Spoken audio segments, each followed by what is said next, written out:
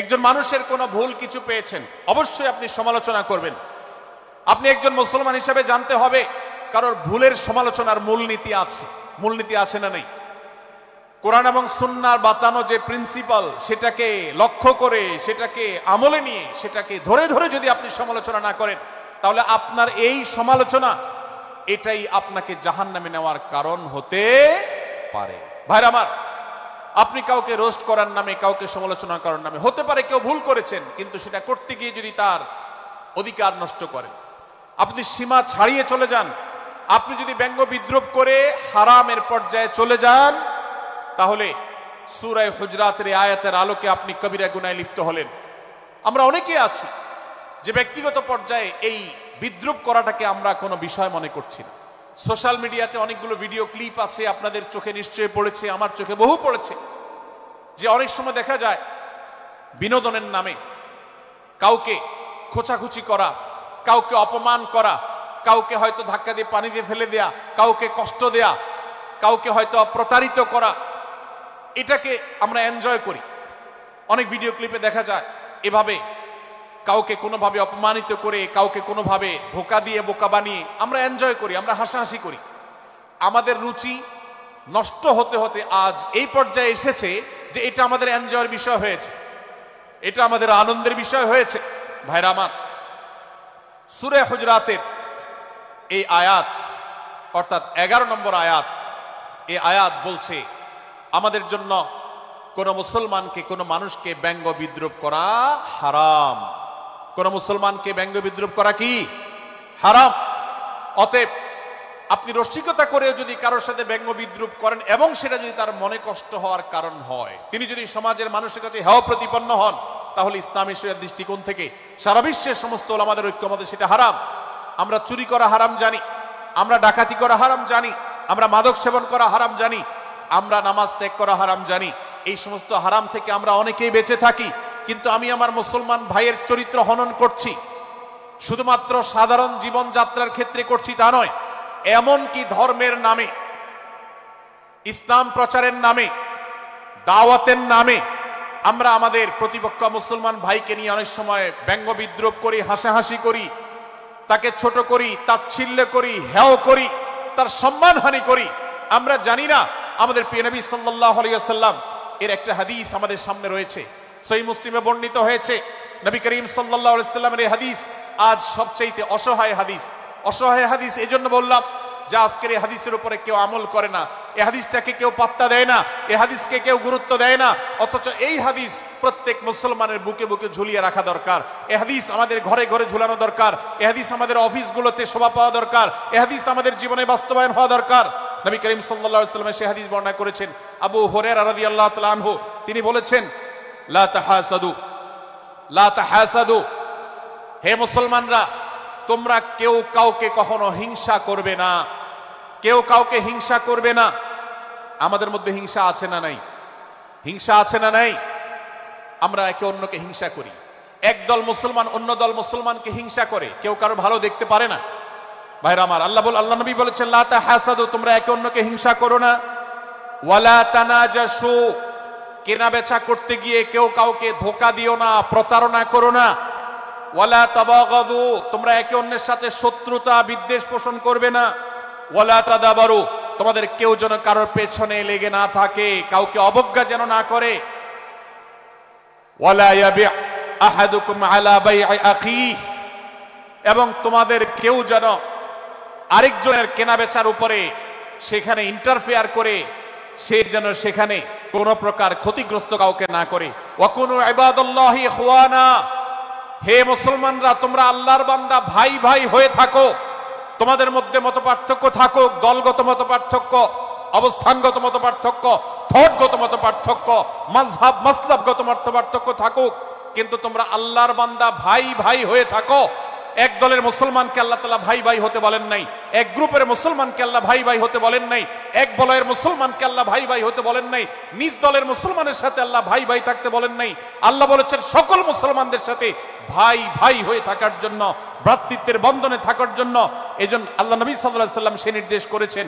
আল্লাহ নবী সাল্লাল্লাহু আলাইহি ওয়াসাল্লাম আরো বলেছেন, আল মুসলিমু আখুল মুসলিম, মুসলমান মুসলমানের ভাই, লা ইয়াজলিমুহু, ওয়ালা ইয়াখযুলুহু, কোন মুসলমান কোন মুসলমানকে জুলুম করতে পারে না, তার আইল ঝেলতে পারে না, তার জমি দখল করতে পারে না, তার অধিকার নষ্ট করতে পারে না, তাকে কথা দিয়ে অত্যাচার করতে পারে না। ওয়ালা ইয়াখযুলুহু, তাকে অপমানিত করতে পারে না, লাঞ্ছিত করতে পারে না। ওয়ালা ইয়াকযিবুহু, তার সাথে মিথ্যা বলতে পারে না।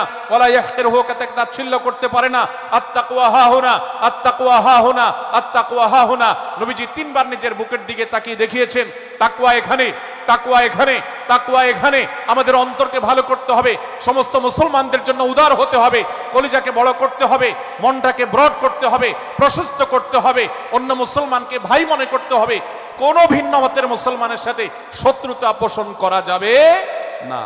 ভাইরা আমার, অতএব এই হাদিসকে সামনে রেখে এই হাদিসের শেষ অংশে নবী সাল্লাল্লাহু আলাইহি সাল্লাম বলেছেন, আল মুসলিমু কুল্লুল মুসলিমি আলাল মুসলিমি হারামুন দমুহু ওয়া মালুহু ওয়া ইরদুহু। এক মুসলমানের জন্য অন্য মুসলমানের তিনটি জিনিসকে আল্লাহ তাআলা হারাম করে দিয়েছেন। কোন মুসলমানের রক্ত এটা প্রবাহিত করা, কাউকে হত্যা করা যেরকম হারাম, কোন মুসলমানের সম্পদ অন্যায়ভাবে আপনি ভোগ করবেন, দখল করবেন, মেরে দিবেন, এটা হারাম। ঠিক একইভাবে কোন মুসলমানের সম্মান নষ্ট করবেন, ইজ্জত নষ্ট করবেন, সম্ভ্রম নষ্ট করবেন, অপমান করবেন, এটাকে আল্লাহ তাআলা হারাম করেছেন। আল্লাহ তাআলা আমাদের সবাইকে অন্য মুসলমানদের ব্যাপারে এরকম দায়িত্বশীল ভূমিকা রাখার তৌফিক দান করুন, বলুন আমিন। ভাইরা আমার, সূরা হুজরাতের 4 নম্বর আয়াতের এই শিক্ষাকে ধারণ করে আমরা কারোর প্রতি ব্যঙ্গাত্মক আচরণ করব না। অনেক মুসলমান আছেন অন্য মুসলমান নাম ধরে ধরে বিদ্রুপ ব্যঙ্গ করেন, নাম বিকৃত করেন। অনেক সময় আমরা রসিকতা করেও আমাদের অনেকের নাম বিকৃত করি। আল্লাহ সুবহানাহু ওয়া তাআলা এটাকে হারাম করেছেন। এমনকি নবী সাল্লাল্লাহু আলাইহি সাল্লাম বলেছেন, লা তাকুল লিকাসিরিন ইয়া কাসিরু, কোন খাটো বা বেটে মানুষকে হে বেটে, হে খাটো এরকম বলে ডেকো না। নবী সাল্লাল্লাহু আলাইহি সাল্লাম বলেছেন, এভাবে ডাকলে তিনি অপমানিত হন। আল্লাহ তাকে এভাবে সৃষ্টি করেছেন। আমরা অনেক সময় দেখা যায় একে অন্যকে খোঁচা মারতে গিয়ে তার গায়ের রং কালো হলে, তিনি দেখতে আকারে ছোট হলে তাকে আমরা ব্যঙ্গ করি, বিদ্রুপ করি, তাকে আমরা তাচ্ছিল্য করি, তাকে আমরা অপমান করি, তাকে আমরা অপদস্থ করি। ভাইরা আমার, এটা আমাদের জন্য হারাম। আমি আবারও বলছি, চুরি হারাম আমরা জানি, ডাকাতি হারাম আমরা জানি, আমরা অন্যান্য হারামের কথা জানি, কিন্তু এই যে এক মুসলমান অন্য মুসলমানের অধিকার নষ্ট করা হারাম, এটা আমরা জানি না। এক মুসলমান অন্য মুসলমানের নাম বিকৃত করা হারাম, এটা আমরা জানি না। এই ব্যাপারেও আমরা দেখেছি যে আমরা যারা ইসলামের দাওয়াতের কথা বলি, কোরআন হাদিসের কথা বলি, তারাও দেখা যায় সোশ্যাল মিডিয়াতে, ফেসবুকে একদল মুসলমান অন্য দলে মুসলমানদেরকে নানা বাজে উক্তি দিয়ে ডাকাডাকি করে, বিকৃত নামে ডাকে, বিকৃত উপাধি দেয়, খারাপ কথা বলে, অমুকের দালাল তমুকের দালাল ইত্যাদি ধারণা করে কথা বলে। এই কাজগুলো হারাম, এগুলো আমরা কখনো করব না। 5 নম্বর যে শিক্ষা আছে সূরা হুজুরাতে, সেটা হলো 12 নম্বর আয়াতে আল্লাহ রাব্বুল আলামিন এখানে কুধারণা করাকে হারাম করেছেন, মন্দ ধারণা করতে আল্লাহ তাআলা নিষেধ করেছেন, এবং গীবত করতে, পেছনে লাগতে নিষেধ করেছেন। ভাইরা আমার, এই একটি আয়াত অর্থাৎ সূরা হুজুরাতের 12 নম্বর আয়াত, এই আয়াতটির শিক্ষা ধারণ করে যদি আমরা আমাদেরকে শুধরাতে পারি, সংশোধন করতে পারি, তাহলে ইসলামের মেইন যে কাজগুলো আছে, ঈমানকে বিশুদ্ধ করা এবং শিরক মুক্ত ঈমান আনা, 5 ওয়াক্ত নামাজ পড়ার পর, বান্দার হক আদায়ের পর, এই আয়াতটির পর আমল করলে আপনার জান্নাতে যাওয়ার সবচেয়ে বড় বাধা দূর হয়ে যাবে ইনশাআল্লাহ। ভাইরা আমার, যে আয়াতে আল্লাহ তাআলা আমাদেরকে কারো প্রতি মন্দ ধারণা করতে নিষেধ করেছেন, গীবত করতে নিষেধ করেছেন, কারো পেছনে লাগালাই করতে নিষেধ করেছেন, সেই আয়াতে আল্লাহ রাব্বুল আলামিন বলেছেন, ইয়া আইয়ুহাল্লাযীনা আমানু ইজতানিবু কাসীরাম মিনায-যন্ন, হে ঈমানদারেরা, হে মুসলমানরা, তোমরা কারোর প্রতি ধারণা, মন্দ ধারণা তোমরা করো না, এটা থেকে বিরত থাকো। অনেক ধারণা অর্থাৎ মন্দ ধারণা, এটা গুনাহ, এটা থেকে বিরত থাকো। ইন্না বা'দায-যন্নি ইসম, কারণ কিছু কিছু ধারণা অর্থাৎ যেগুলো মানুষের সম্পর্কে কোনো তথ্য উপাত্ত ছাড়া নিছক ধারণা প্রসূত মন্দ ধারণা করা হয়, সেগুলো গুনাহের কারণ, সেগুলো অপরাধের কারণ, সেগুলো কবিরা গুনাহ, সেগুলো পাপাচার, সেগুলো আল্লাহর অসন্তুষ্টির কারণ। আছেন সবাই বসে যান, সবাই বসে যান, সবাই বসে যান। যশোরের মানুষের দুর্নাম হোক, আপনারা কি চান? আপনারা কি চান যশোরের মানুষের দুর্নাম হোক? তাহলে আশপাশে ভাইরা ওনাদেরকে সবাইকে বসায় দেন, বসায় দেন, কাউকে দাঁড়ায় থাকতে দিবেন না। ভাই সবাই বসেন, সবাই বসে যান, এখানে যারা দাঁড়িয়ে আছেন সবাই বসেন, অনুগ্রহ করে সবাই ধৈর্য ধারণ করেন এবং বসেন। আজকের এই মাহফিল সুন্দরভাবে শেষ হোক। আপনারা কি চান কি চান না? ভাই আপনারা কি চান কি চান না? যদি আপনারা চান, অনুগ্রহ করে আমার ডান পাশে যারা বিশৃঙ্খলা করছেন তারা বসে যান। আপনাদেরকে আমরা অনুরোধ করছি এখান থেকে বসে যান। আপনারা কি ডক্টর মিজানুর রহমান আজহারী সাহেবের আলোচনা শুনতে চান কি চান না? যদি চান তাহলে মেহেরবানি করে আওয়াজ বন্ধ করে পরিবেশ শান্ত করে, এখানে অল্প কিছু মানুষের মধ্যে বিশৃঙ্খলা দেখা যাচ্ছে। কোনো কারণে এত বড় মাহফিল, এত মানুষের, লাখো লাখো মানুষের সমাগম, এখানে কোনো কারণে ঝামেলা হতেই পারে, কিন্তু আমরা অনুগ্রহ করে ধৈর্য ধারণ করি। ধৈর্য কোথায়? সবাই বসে যায়, সবাই বসে যান, আওয়াজ বন্ধ করে। ভলান্টিয়ার ভাইয়েরা এদিকে বিনয়ের সাথে মানুষদেরকে বসানোর জন্য চেষ্টা করেন। আশেপাশের যারা আছেন বসে, তারা দাঁড়ানো ভাইদেরকে হাতে পায়ে ধরে বসান, সবাই সবাইকে টান দিয়ে বসান। ভাই এপাশে যারা বিশৃঙ্খলা আচরণ করছেন তারা আপনারা একটু বসেন।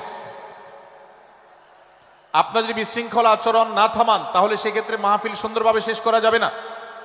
আমার আলোচনার শেষের দিকে আমরা আলোচনা শেষ করে এশার নামাজ পড়ব, তারপরে আমাদের শেষ অধিবেশন হবে ইনশাআল্লাহ। মুসলমানদের জন্য যা গুরুত্বপূর্ণ তা হলো আমরা কারোর প্রতি মন্দ ধারণা করব না। এক্ষেত্রে ডক্টর আব্দুল্লাহ জাহাঙ্গীর রাহিমাহুল্লাহর একটা উক্তি আমার মনে পড়ে। তিনি বলেছেন যে আজ আমাদের যারা ধর্ম চর্চা করি, আমরা যারা নিজেদেরকে প্র্যাকটিসিং মুসলমান মনে করি, আমাদের সবচেয়ে, হুজুরদের সবচেয়ে পছন্দের গুনাহ হলো মন্দ ধারণা করা, অন্যের ব্যাপারে খারাপ ধারণা করা। অমুক অমুকের দালাল, তমুক তমুকের দালাল, কোন তথ্য উপাত্ত ভিত্তি প্রমাণ ছাড়া নিছক ধারণার উপর ভিত্তি করে অন্য মুসলমান ভাইকে আমি এরকম নানা তকমা দিয়ে আমরা কবিরা গুনাহে লিপ্ত হচ্ছি। আমরা এই বদ ধারণা করা, মন্দ ধারণা করা যে কবিরা গুনাহ অনেকে জানি না। অনেকে অনেকের পেছনে লাগছি, অনেকের ওয়াজ শুনছি দোষ বাইর করার জন্য, স্ট্যাটাস পড়ছি ভুল বাইর করার জন্য। এই যে মানুষের পেছনে লাগা, এটা আল্লাহ তাআলা নিষেধ করেছেন, ওয়ালা তাজাসসু, তোমরা কেউ কারোর ছিদ্র অন্বেষণ করার, দোষ আবিষ্কার করার চেষ্টা করবে না, এবং ওয়ালা ইয়াগতাব বা'দুকুম বা'দা, কেউ কারোর গীবত শিকায়াত করবে না।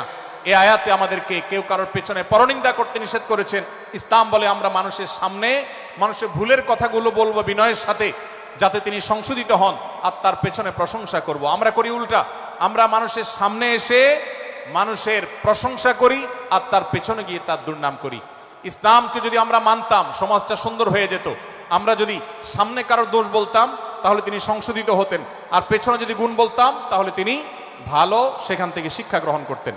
সূরা হুজরাতের 6 নম্বর শিক্ষা 13 নম্বর আয়াতে আল্লাহ তাআলা বলেছেন যে আমাদের সবার গোড়া কোত্থেকে এসেছে, আমাদের গর্বের কোনো বাহ্যিক কারণ নাই তাকওয়া ছাড়া। আল্লাহ বলেছেন, ইয়া আইয়ুহান নাস ইন্না খালাকনাকুম মিন যাকারিন ওয়া উনসা, হে মানুষ সকল, তোমাদেরকে আমি মানুষ, নারী এবং পুরুষ, আদম এবং হাওয়া থেকে সৃষ্টি করেছি। ওয়া জাআলনাকুম শুউবান ওয়া ক্বাবাইলা লিতাআরাফু, বিভিন্ন গোত্রে তোমাদেরকে আমি বিভক্ত করেছি পরিচয়ের জানার জন্য, শুধুমাত্র। আর আল্লাহ বলেছেন শেষে, ইন্নাল্লাহা আলিমুন খাবীর, তোমরা কি করো আল্লাহ জানে। অতএব আমাদের কারোর উপর কারো কোনো শ্রেষ্ঠত্ব নেই তাকওয়া ছাড়া। আল্লাহ বলেছেন, ইন্না আকরামাকুম ইনদাল্লাহি আতকাকুম, আমাদের মধ্যে সবচেয়ে মর্যাদাবান হবে তিনি যার মধ্যে তাকওয়া সবচেয়ে বেশি হবে। আমাদের কোনো বংশগত গৌরব, কোনো অঞ্চলগত গৌরব, অন্য কোনো গৌরব আমাদের থাকবে না, শুধু তাকওয়ার গৌরব আমাদের থাকতে পারে। সেটাও গর্ব, নিষিদ্ধ গর্ব বা অহংকারের মতো নয়, বরং সেটা আমাদের বিনয়ের জায়গা।